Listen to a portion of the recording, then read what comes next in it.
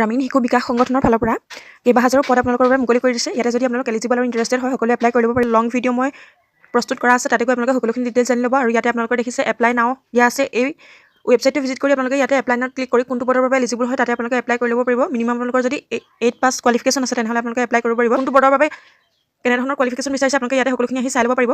Project manager, regional manager, field officers, accountant, clerk, computer operator, trainee officers, lab attendant, store supervisor, electrician, driver, peon, helper, guard এনেধৰণৰ আপোনালোকে 14টা vacancy দেখিবলৈ পাব। Total আপোনালোকৰ বহুখিনি পদ ইয়াত আছে।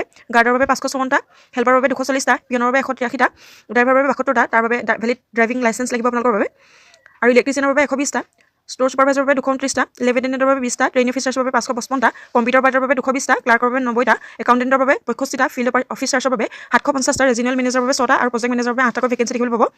যোনসকল এলিজিবল আৰু ইণ্টাৰেষ্টেড হয় ইয়াতে আপোনালোকে এপ্লাই কৰিব পাৰিব। খুব এটা ভাল অপৰচুনিটি আপোনালোকৰ বাবে। আৰু যদি আপোনালোকৰ বন্ধুৰ মাজত এতিয়ালৈকে নটিফিকেশ্যন পোৱা নাই তেনেহ'লে ভিডিঅ'টো শ্বেয়াৰ কৰিবলৈ নাপাহৰিব।